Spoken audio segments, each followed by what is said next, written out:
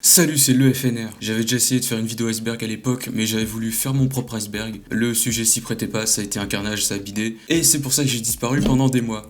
C'est faux, c'était pas pour ça. Mais loin des formats iceberg traditionnels, j'ai voulu innover. Et oui, mesdames et messieurs, sur ma chaîne secondaire, je parle un peu d'histoire et surtout de géographie parfois. Donc là, j'ai sorti mon gros cerveau et je me suis dit, go le faire en iceberg. Juste, ça sera en 2 épisodes. Et donc, petit à petit, on va s'enfoncer et parler de conflits de plus en plus inconnus dont même moi, j'ai jamais entendu parler.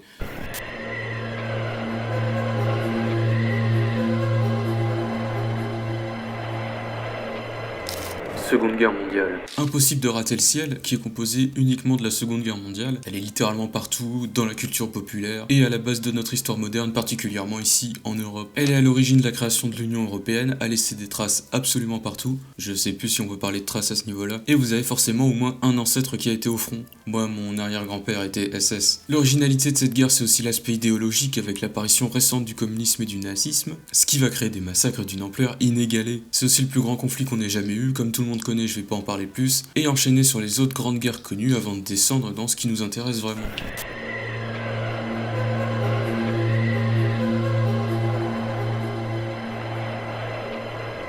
Première Guerre mondiale. La Première Guerre mondiale est aussi impossible à rater à cause de son ampleur jusqu'ici inégalée et de son côté mondial, c'est dans le nom. On se bat en Europe, dans les colonies, et des puissances d'autres continents comme le Japon et les États-Unis entrent en guerre aussi, ramenant pour certains leurs soldats sur les fronts européens. Les rivalités entre Européens ont déclenché la plus grande guerre de l'histoire, qui est aussi une guerre totale où chaque pays mobilise son appareil industriel pour venir à bout de l'ennemi. Donc ça, combiné aux nouvelles innovations dans les secteurs militaires, ça a pu créer un gigantesque bain de sang. La guerre est tellement violente que les gagnants, France, Angleterre, États-Unis et plein d'autres qui ont rejoint après pour gratter du territoire, vont vouloir faire payer très cher la déclaration de guerre aux perdants pour qu'il n'y ait plus jamais de guerre aussi meurtrière. Ça n'a pas marché. Guerre du Vietnam. Après la capitulation japonaise de 1945, le leader communiste vietnamien Ho Chi Minh profite du bordel ambiant pour reprendre la capitale, Hanoï. Ça a pas plu à la France, à qui la colonie de l'Indochine appartenait à la base, et c'est ça qui a déclenché la guerre d'Indochine en 1954 que la France a perdu.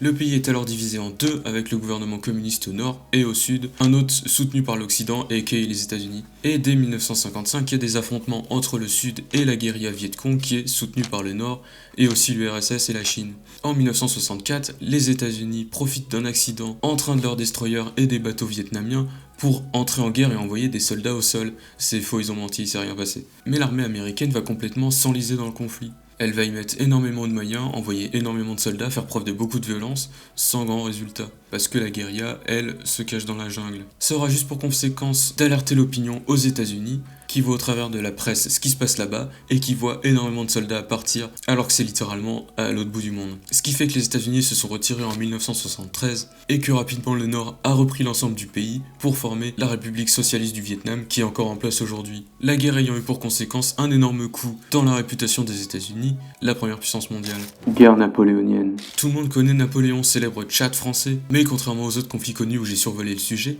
là je m'étais chauffé pour faire un résumé, parce que c'est un bordel. Voilà, j'avais fait un truc super complet de 5 minutes avec ses conquêtes et sa chute. Bon, je sais pas pourquoi j'ai fait ça, mais ça arrivera sur la chaîne secondaire.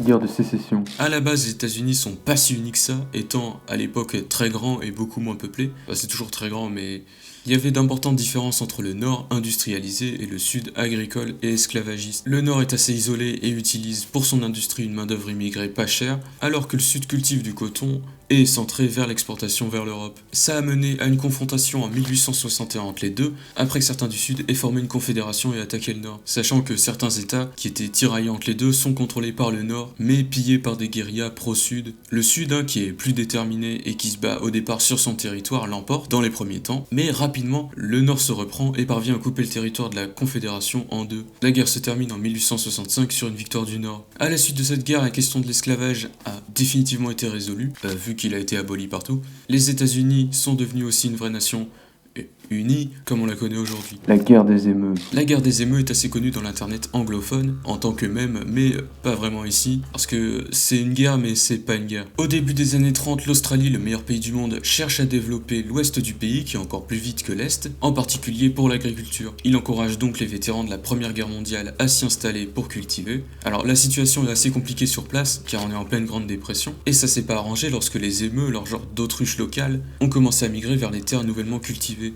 ils en ont profité pour tout piller et réduire les efforts des agriculteurs à néant. Et face à cette espèce invasive, ils ont tout simplement décidé d'appeler l'armée. La meilleure chose à faire. Une guerre a donc commencé en 1932, opposant le gouvernement australien aux émeus, une véritable guerre civile. Les soldats équipés de mitrailleuses se sont ainsi éparpillés sur les terres agricoles avec l'objectif de ramener 100 pots d'émeus. Le plus drôle, c'est que les militaires n'ont pas juste pu tirer dans le tas et ont vraiment dû faire des tactiques pour piéger les émeus et les prendre en embuscade, ce qui a très peu marché. Et au bout de quelques jours, leurs adversaires se sont mis eux aussi à développer des stratégies. Les émeus ont mis en place des tactiques de guérilla, divisant leurs grands troupeaux en plus petits groupes avec des chefs qui servent aussi de guetteurs et qui surveillent lors des pillages. C'est un autre délire les animaux en Australie. Et malgré que plus de 300 émeus furent tués, l'opération n'a résolu absolument pas le problème et s'est arrêtée sur un semi-échec. Il y eut cependant une seconde tentative, puis ils se sont juste mis à mettre des barrières, légèrement plus sensées comme réaction.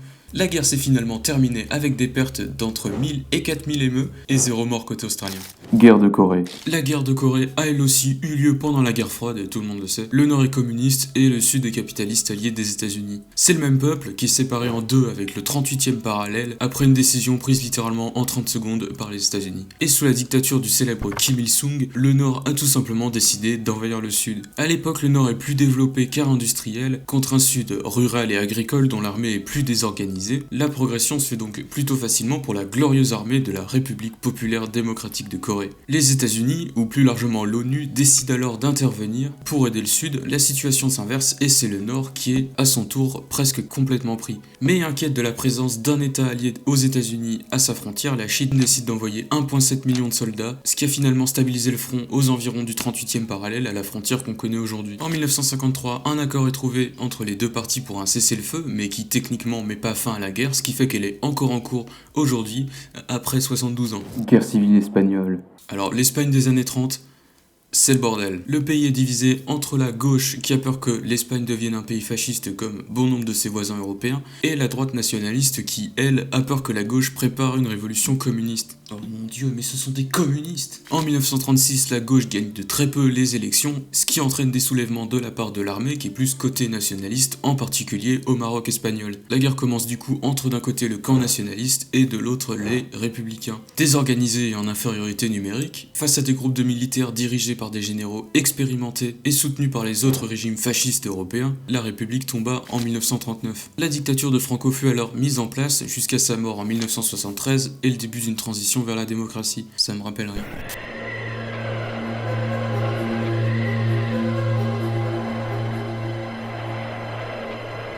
On commence tout juste à descendre, maintenant on a parlé des conflits que tout le monde connaît, et on arrive dans les eaux claires. Alors normalement vous connaissez ces conflits mais vous n'avez pas forcément tout le contexte autour. Vous allez peut-être en découvrir quelques-uns. Je propose un truc, mettez le timecode à partir duquel vous avez découvert un conflit. Ça c'est le mien. Voilà, je serais très curieux de savoir et ça me fera du référencement.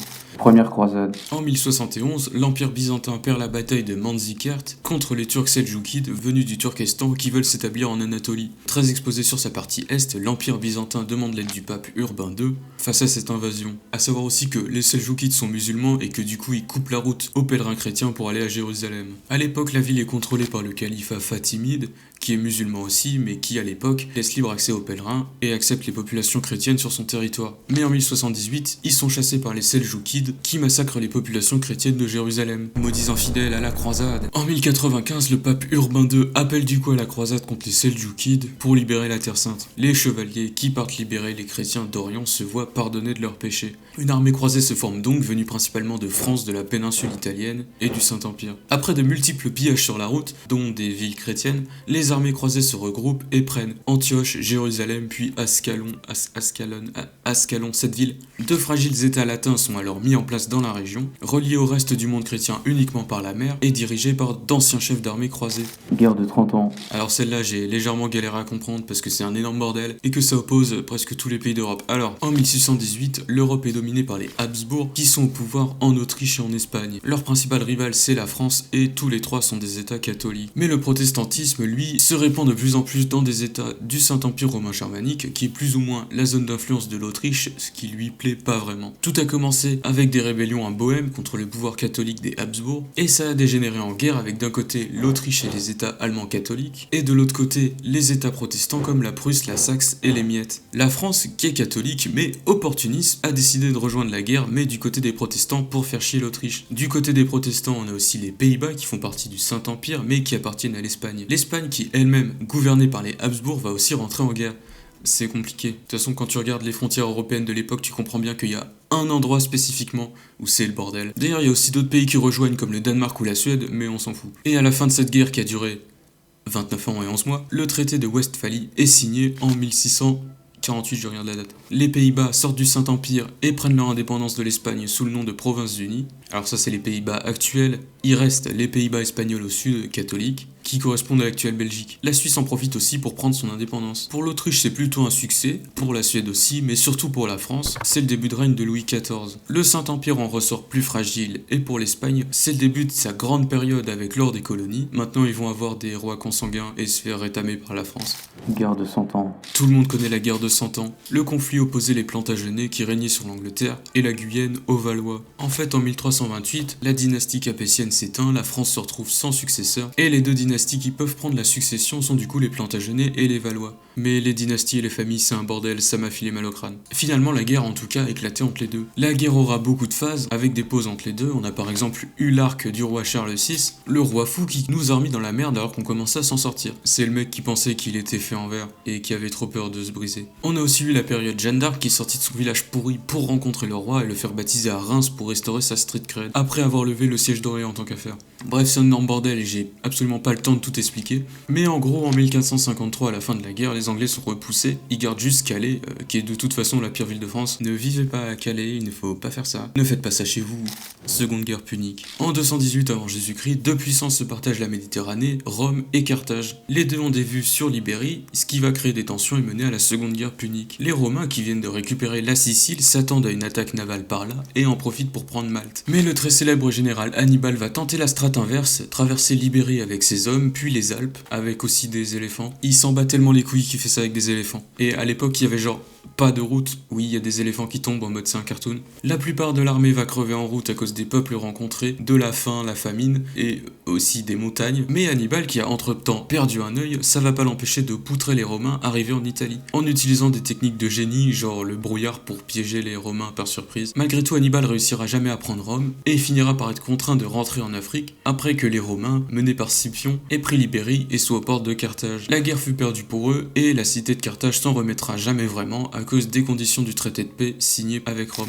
Guerre des Gaules. C'est un iceberg américain, mais en France, la guerre des Gaules est beaucoup plus connue. En 58 avant Jésus-Christ, donc 150 ans après la guerre punique, la République romaine contrôle les péninsules italiennes et espagnoles, aka l'Ibérie, et depuis pas mal de temps aussi la Gaule narbonnaise qui permet de faire le lien entre les deux, avec Jules César pour proconsul, ça veut dire gouverneur. César est déjà très populaire parce qu'avant il a été consul à Rome, mais il est endetté et un autre général lui fait de l'ombre à cause de ses conquêtes en Orient, Pompée. Pour remédier à tout ça, il décide du coup d'attaquer la Gaule. Les Gaulois sont des tribus celtes qui couvrent en gros les territoires de France et Belgique actuels, qui sont loin d'être cons et qui ont une armée à peu près aussi puissante que celle de Rome. Mais ils sont absolument pas unis, parlent pas les mêmes langues, se foutent sur la gueule entre eux, une partie des tribus étant même pro-romaines. César attaque du coup d'abord les Helvètes, qui étaient à ce moment-là en pleine migration vers l'ouest, puis un peuple germain qui cherche à occuper les rives gauloises du Rhin, alors occupées par des tribus alliées de Rome. Puis c'est une alliance de tribus belges qui essaye de mettre fin à l'occupation romaine. À partir de là, César va défaire les tribus qui se dressent contre lui une par une, jusqu'à se rendre maître de toute la Gaule. Il y aura ensuite une révolte, Vercingétorix arrivera à unir presque toute la Gaule derrière lui, mais il perdra finalement au siège d'Alésia,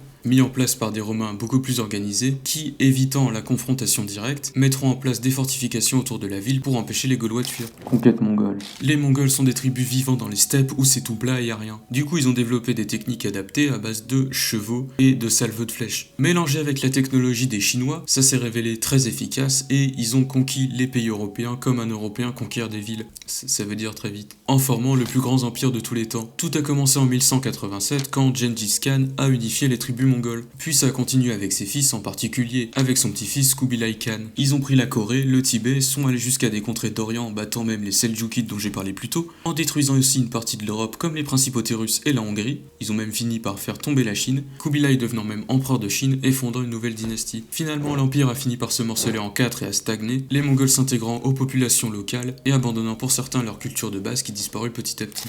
C'est le film 300, tout le monde connaît. On est en 480 avant Jésus-Christ. Une coalition populations de cités grecques sont en guerre contre leurs voisins perses. Pour ralentir leur avancée, elles décident de les bloquer dans le défilé des Thermopyles. C'est un petit passage coincé d'un côté entre la montagne et de l'autre entre la mer, et c'est un passage obligé pour l'armée perse pour progresser en Grèce, étant donné que les mers sont bloquées à cause de la flotte grecque. Seuls 300 soldats spartiates sont présents, guidés par leur roi Léonidas. Ils doivent ralentir les Perses en attendant que l'armée se regroupe. Il y a également des soldats d'autres cités, ce qui porte l'armée des coalisés à peu près 7000 soldats, contre 70 000 à 300 000 Perses. Les soldats grecs sont beaucoup plus lourdement armés et ont l'avantage de la défense, là où les Perses, eux, ont beaucoup de problèmes pour progresser. Le passage est marécageux et beaucoup trop fin pour une armée. Le seul problème pour les Grecs, c'est l'existence d'un sentier de montagne qui contourne le défilé et peut permettre de les déborder. C'est un succès immense pour les Grecs jusqu'à la fin du deuxième jour, jusqu'à ce qu'un traître grec informe Xerxès, le roi perse, de l'existence du sentier. Les Perses débordent donc les Grecs, mais Léonidas et une partie de son armée décident de rester pour lutter jusqu'à la mort, pour laisser le temps aux autres Grecs de s'enfuir et préparer leur défense. Conquête d'Alexandre le Grand. On finit ce chapitre par une entrée où je vais plus énumérer. Les conquêtes d'Alexandre commencent en 336 avant Jésus-Christ. Il a hérité de la Macédoine, un pays pourri qui s'est fait plagier son nom par des Bulgares 2000 ans plus tard, et il l'a transformé en l'un des plus grands empires de tous les temps. Il a donc conquis, ou occupé dans l'ordre, les Gètes, l'Illyrie, la Thrace, l'Anatolie, la Phénicie, Chypre, l'Égypte, la Mésopotamie, la Perse, Bactre, Samarcande, les Sakas, l'Est du Pendjab, les Arabites, la liste est pas exhaustive.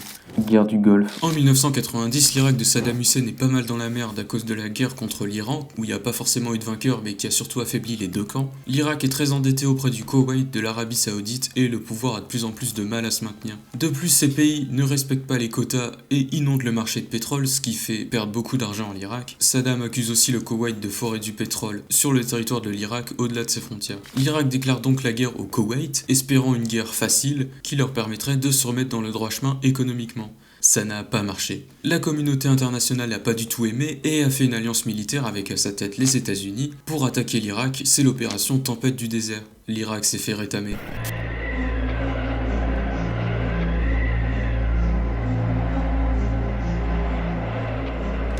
On continue de descendre, normalement à ce stade, c'est des conflits dont on a déjà entendu parler mais dont on connaît pas forcément tout le contexte, c'est ce que j'ai dit la dernière fois. Et on arrive aux premières guerres que je connaissais juste pas, comme par exemple les soulèvements de 91 en Irak. On reste à la même époque puisqu'en 91, suite à la défaite de l'Irak, des soulèvements ont lieu un peu partout dans le sud du pays, là où vivent les minorités chiites. Les insurgés protestent contre le régime en place mais aussi contre l'Occident, en essayant de libérer les prisonniers en forçant les prisons. Le soulèvement s'élargit pour atteindre le Kurdistan, dans le nord du pays cette fois, région déjà instable à cause de la guérilla kurde. Les rebelles prennent les armes et s'assurent le contrôle de plusieurs villes, surtout au Kurdistan du coup.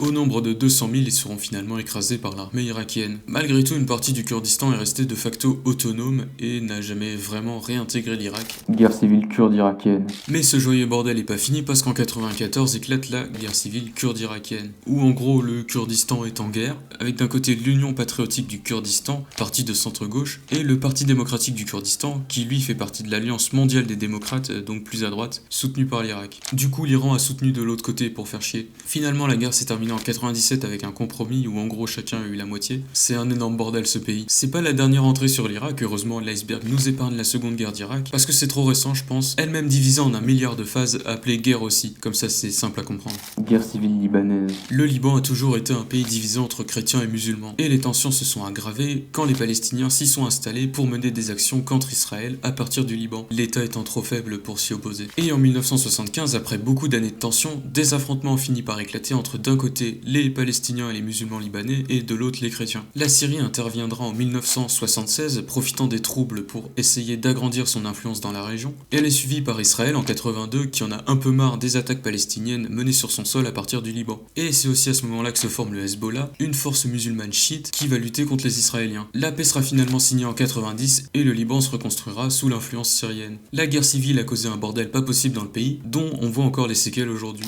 Guerre des Cimbres. Encore une guerre de Rome qui prend place entre moins 115 et moins 110 avant Jésus-Christ. C'est globalement des peuples celtes qui se tapent dessus entre eux et il y a les Romains aussi. Du coup, c'est des populations cimbres, teutones et ambrones qui viennent du nord pour attaquer les taurisques dans les Alpes, qui sont eux aussi des peuples celtes. Oui, alors c'est que des inconnus, genre les ambrons on sait rien d'eux à part qu'ils viennent du nord et qu'ils ont fait la guerre à Rome, après ça, aucune trace. Les Romains ont pris parti pour les taurisques, mais se sont fait rétamer. Les cimbres sont ensuite partis ravager la Gaule transalpine, puis la péninsule ibérique, au lieu de continuer d'envahir la péninsule italienne. Après avoir avoir ravagé tout le sud de l'Europe, certaines tribus partirent s'installer ailleurs et on en perdit la trace, et les autres furent défaites par le général romain Caius Marius lors de la bataille d'Aix-en-Provence. D'ailleurs, fun fact, il aurait laissé les corps des barbares pourrir joyeusement au sol, fertilisant les terres, ce qui donna peut-être son nom à la sympathique commune de Pourrières dans le Var.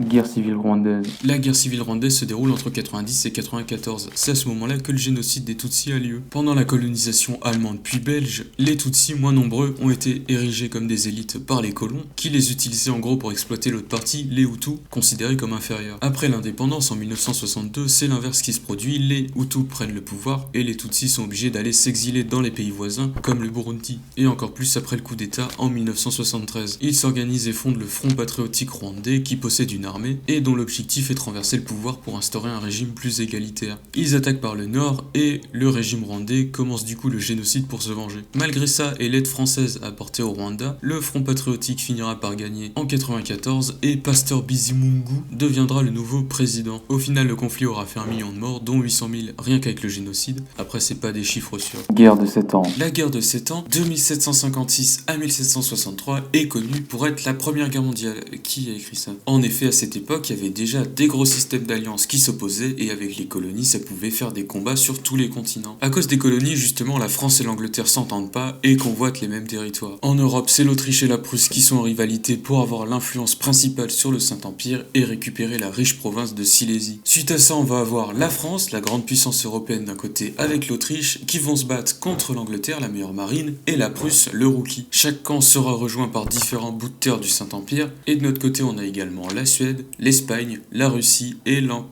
moghol, si ça peut leur faire plaisir. Voilà, ça prend beaucoup de place sur la carte. Je vais pas tout détailler, mais suite à ça, l'Angleterre est sortie grande gagnante contre la France, et c'est suite au traité de Paris qu'on a perdu nos colonies au Canada. La Prusse, quant à elle, a eu beaucoup de difficultés, mais a finalement tenu tête à l'Autriche, ce qui lui permet de garder la Silésie. Malgré quand même quelques petites pertes de territoire, la Prusse sort de son stade de petit état allemand et commence à être pris au sérieux par les autres puissances européennes. Année des 4 empereurs. L'année des 4 empereurs est d'une période de trouble pour l'Empire romain, où suite à la fin du règne de Néron, il y a eu 4 empereurs. En 68, certains gouverneurs de province se soulèvent contre l'empereur en place, Néron. Un certain Galba se proclame finalement empereur en Espagne, puis marche sur Rome. Alors faut savoir qu'à ce moment-là, Rome est sans dessus dessous, pillée par des esclaves affranchis, et en plus on sort du grand incendie de Rome. Galba devient donc empereur et impose son règne à l'Empire, malgré quelques révoltes de la part de certaines légions en Germanie. Finalement, à cause des finances catastrophiques de l'Empire, Galba tente des réformes qui le rendent assez impopulaire. Très faible, il sera d'ailleurs obligé de venir négocier sur une civière avec les rebelles en Germanie. Les rebelles qui l'ont tout simplement mis à mort. Suite à ça, le Sénat nomme Othon comme empereur, un ancien compagnon de Néron, et la situation dégénère rapidement en guerre civile contre les légions de Germanie. Commandées par Vitellius, elles gagneront, propulsant ce dernier comme empereur. Des rebelles en Judée nomment eux Vespasien empereur. Les deux s'affrontent à la bataille de Bedriacum et Vitellius perd. Il rentre à Rome en cachant sa défaite au peuple, mais les Romains la prendront et ils l'ont lapidé. C'était comme ça à l'époque. Vespasien devient donc nouvel empereur, resté dans l'histoire pour les chiottes. Guerre civile chinoise. La guerre civile chinoise prend place entre 1927 et 1949, entre le Kuomintang, parti nationaliste chinois, et le parti communiste chinois, avec une pause où les deux se sont unis pendant l'occupation japonaise. La Chine en 1920 est dirigée par le gouvernement des seigneurs de guerre, ou gouvernement de Beiyang, très beau drapeau, je suis à 2 doigts de l'acheter, mais le Kuomintang cherche à le renverser et il ira surprenamment chercher de l'aide auprès de l'Union soviétique. Cette dernière acceptera et le Kuomintang sera aidé dans sa quête par le jeune parti communiste chinois. Petit à petit, le Kuomintang passera de plus en plus à droite et perdra le soutien de l'URSS et du parti communiste chinois. Les communistes parviennent à constituer la République soviétique chinoise pendant l'occupation japonaise dans quelques parties du pays dès 1931 en regroupant leurs différentes bases. Un pays dirigé déjà par Mao Zedong qui n'est pas du tout stable et est éparpillé sur tout le territoire de la Chine actuelle. Le PCC continuera de contrôler ces territoires pendant le Front uni avec le Kuomintang, puis la guerre civile continuera. Un passage célèbre, c'est quand le Kuomintang a entouré les forces de l'armée populaire de libération qui ont dû fuir et entamer la longue marche. 12 500 km, 370 jours, 100 000 morts pour les communistes, mais longue marche pendant laquelle Mao Zedong s'est imposé comme chef. Les communistes, qui maîtrisent plutôt les campagnes alors que le Kuomintang a plus les villes, ils finissent par gagner. Le Kuomintang se réfugia à Taïwan, fondant la République de Chine. tandis que la vraie Chine devint la République populaire de Chine qu'on connaît aujourd'hui, qui n'a rien à voir avec Winnie l'ourson à sa tête. Guerre civile byzantine. Alors c'est une entrée de l'iceberg, mais je vais pas pouvoir résumer. L'Empire byzantin a duré de 395 à 1453. Il y a eu énormément de rébellions / guerres civiles. Alors ça c'est la liste par Wikipédia. C'est très long et j'ai complètement la flemme. Retenez qu'il y a juste eu 3 guerres civiles vers la fin, dans les années 1300, qui sont plus ou moins liées. Comment ça, paléologue?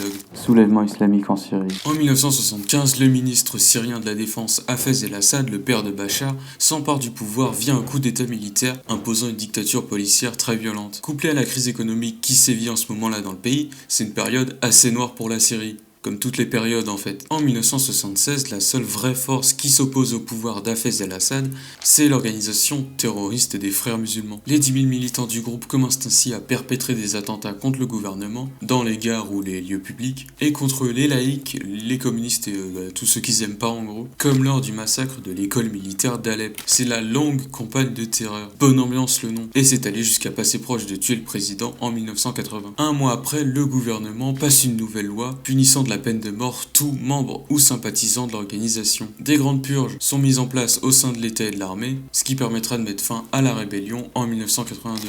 Guerre d'Afghanistan. C'est un peu la guerre du Vietnam version URSS. En 1978 arrive au pouvoir en Afghanistan le Parti démocratique populaire d'Afghanistan, aka les communistes, soutenu par l'URSS, et ça plaît pas du tout à l'opposition islamique, ce qui déclenche une guerre civile dans laquelle l'URSS va venir soutenir le gouvernement en 79 contre les Moudjahidines. Au début tout se passe bien, mais rapidement l'URSS s'enlise dans le conflit face à une guérilla qui maîtrise beaucoup mieux le terrain montagneux et complètement vide de l'Afghanistan. Des moyens colossaux vont être mis en place sans grand résultat et l'URSS va finalement arrêter l'intervention en 1986. Ce sera un succès pour les groupes islamiques et en particulier pour les talibans qui ont vu le jour pendant la guerre et qui prendront le pouvoir en 1996 puis en 2021 jusqu'à aujourd'hui. Guerre civile ottomane ou interrègne ottoman. En 1402, l'Empire ottoman ressemble à ça. Il est frontalier avec plein de pays OSEF ainsi que du puissant empire de Tamerlan qui est un empire mongol et coupé en deux par l'empire byzantin ou ce qu'il en reste. Justement, à ce moment-là, l'armée autonome fait le siège de Constantinople depuis 1394. Mais le siège sera stoppé à cause d'une attaque de Tamerlan qui tua le sultan Bayezid Ier à la bataille d'Ankara. Pendant une dizaine d'années, ses fils vont se battre entre eux pour prendre la succession et différentes régions de l'empire vont également essayer de prendre leur indépendance tant qu'à faire, ce qui va créer une période de grande instabilité dans le pays. Finalement, en 1413, Mehmed Ier parvient à s'imposer après plusieurs batailles et à se proclamer sultan à Edirne, qui devient la nouvelle capitale. C'est le début d'un âge d'or pour l'Empire ottoman.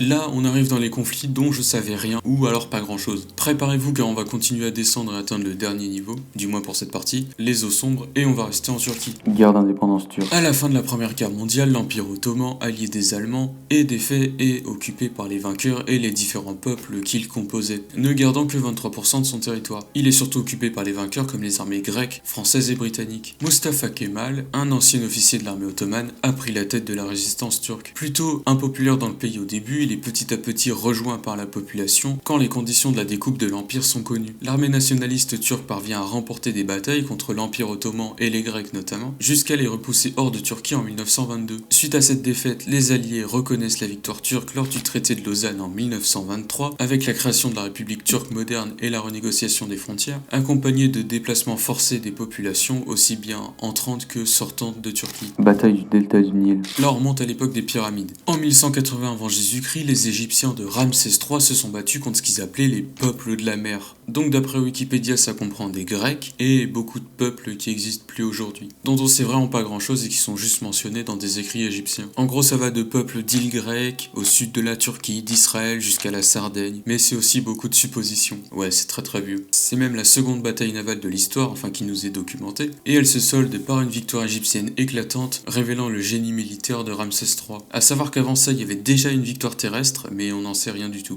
Oui, parce que pour cette bataille navale, le peuple de la mer est arrivé de la Phénicie par la terre. Guerre des mercenaires.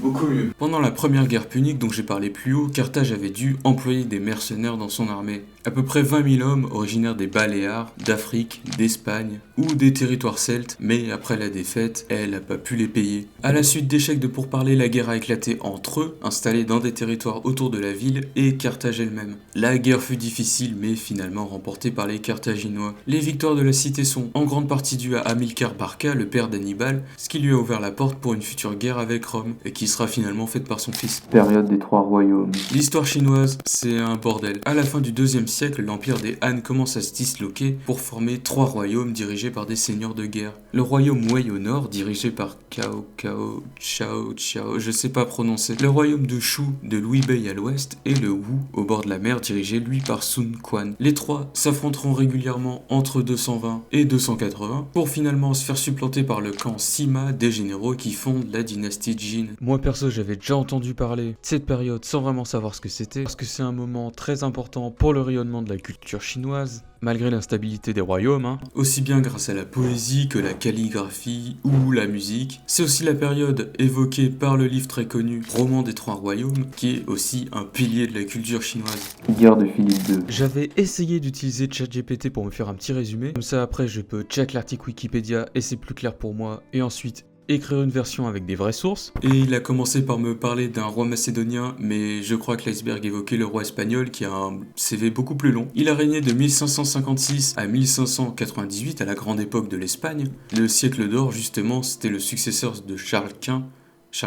Donc il dirige l'Espagne avec toutes leurs colonies riches en or, et aussi les Pays-Bas, l'Italie du Sud, Milan, la Bourgogne, ça me rappelle quelque chose. Il a d'abord attaqué les Pays-Bas pendant la guerre de 80 ans à cause du fait qu'ils étaient protestants. Le conflit a été mis en pause un temps, puis il a été repris plus tard dans le cadre de la guerre de 30 ans dont j'ai parlé plus tôt, et ça s'est pas bien fini pour l'Espagne. Alors oui, vu comme ça, le bilan est pas terrible. Les Anglais ont soutenu les Pays-Bas, vu que non plus était pas très catholique. Et Philippe II, il a donc constitué l'invincible armada, formée de 130 navires et de 26 000 personnes à bord, pour aller défaire la célèbre flotte anglaise. Mais les navires, trop gros et en mauvais état à cause du trajet, ont finalement perdu face à une flotte anglaise plus rapide et mobile. Alors c'est vrai que pour l'instant le bilan est pas ouf. Il a aussi participé et était plus ou moins le leader d'une ligue de chrétiens contre les Turcs, la Sainte Ligue, dont une bonne partie était espagnole. Donc c'était pour lutter contre l'expansion des Turcs en Méditerranée, ce qui a plutôt marché, avec sa victoire à la bataille de Lépante où il explose la flotte turque. Suite à un problème de succession au trône du Portugal, il a aussi pu être prétendant dans ce pays-là, grâce à ses origines portugaises. Alors la population locale a pas trop apprécié, du coup il a juste annexé le Portugal. C'est une solution. Révolution irakienne. L'Irak, comme je l'ai dit,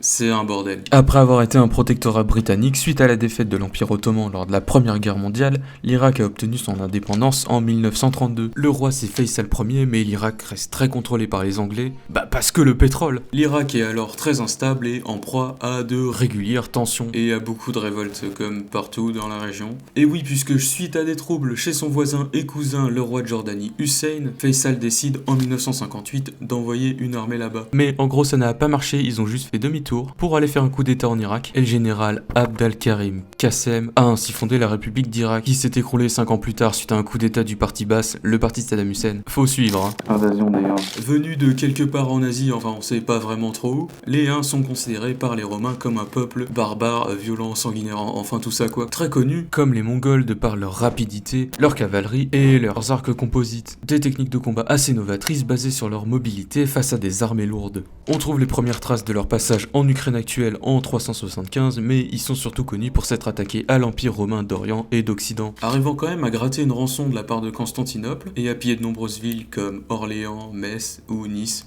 en Serbie. Et ce grâce à leur chef, le extrêmement charismatique Attila, qu'est Tchad, et ce jusqu'à sa mort en 453. Guerre judéo-romaine. Toujours dans l'Empire romain, en 66, la Judée est une province de l'Empire, peuplée de juifs du coup, des juifs qui se révoltèrent 3 fois. La première guerre judéo-romaine, de 66 à 73, suite à des tensions entre les Grecs et les Juifs en Judée. L'échec de l'intervention romaine transforma la révolte en guerre civile, qui s'acheva par le siège de Jérusalem, dont le temple a été détruit, ce qui leur a foutu un énorme somme, et celui de Massada, les deux gagnés par les Romains, et de ce fait, ils créent la province de Judée, où elle n'existait pas encore, j'ai simplifié. La guerre de Kittos, de 115 à 117, une des plus importantes révoltes de l'Empire romain, éclate dans des cités qui comptent d'importantes communautés juives tout autour de la Méditerranée, en particulier dans l'Orient. une révolte qui empêcha Trajan, l'empereur du moment, de conquérir l'Arménie. Et aussi l'Empire parthe et la Diabène, dont j'ai aucune idée de ce que c'est. La révolte de Bar Kokhba, de 132 à 135 a pour objectif l'indépendance de la Judée et la reconstruction du temple, ça leur a foutu le seum. Ça n'a pas marché. Les raisons évoquées par Wikipédia étant la construction d'une colonie romaine à Jérusalem et l'interdiction de la circoncision. Et putain, comment ils faisaient ça avant l'anesthésie, putain. Je vais vomir. Et ça n'a pas trop marché suite à la tactique de la terre brûlée, utilisée par les Romains détruisant 1 millier de villages juifs. Donc suite à cette révolte de trop, l'empereur Hadrien expulsa les juifs de la Judée, renommant et romanisant Jérusalem, en reconstruisant aussi une partie, pour repeupler les lieux. Conquête islamique de la Perse. La République islamique iranienne, aka le successeur de la Perse, fait pas mal parler en ce moment, à cause de sa pratique assez étrange de l'islam, mais à la base, la Perse c'est un territoire de confession zoroastrienne, mais ça c'était jusqu'en 654. L'Empire, dont l'armée a été repoussée par les voisins byzantins, est sur le déclin. Les Arabes, récemment unifiés sous la bannière du califat Rachidoun, commencent à remporter quelques victoires sur eux en Mésopotamie en 633. En 636, les armées perses franchissent l'Euphrate, qui servent alors plus ou moins de frontière, pour affronter directement les Arabes dans leur désert. Une erreur qui leur coûtera cher, puisqu'ils ont perdu la bataille décisive d'Al-Qadisiyah, l'armée arabe poussera jusqu'à la capitale perse Ctésiphon et intégrera les plateaux perses à son empire, arabisant et islamisant la population. Les empires arabes se succédant, au gré des différentes dynasties couvrant toujours le territoire perse, jusqu'à ce que la dynastie samanide reprenne le pouvoir en 875. Bon, on vient de traiter 38 guerres et conflits. Je vais avoir des problèmes car il est 2h39 du matin et ça fait beaucoup de bruit. C'est un beaucoup trop gros projet, j'espère que vous avez aimé ceux d'avant aussi. Je vais mettre un mois à monter cette vidéo de merde qui dure 150 ans. Donc on va s'arrêter là, la partie 2 arrivera dans 6 mois, 1 an à l'aide. Enfin c'était surtout un essai, donc dites-moi si vous voulez d'autres icebergs ou la partie 2. On a fait un peu plus de la moitié et je coupe maintenant parce qu'il y a vraiment une différence à ce moment-là en termes d'obscurité. Genre dans les 28 entrées qui restent, j'en connaissais littéralement 3. Juste de noms. Après c'est vrai que c'est les noms anglais aussi. Mais ça va commencer à être très intéressant. J'ai parlé beaucoup trop longtemps en tout cas. Vous savez ce qu'il vous reste à faire. Salut.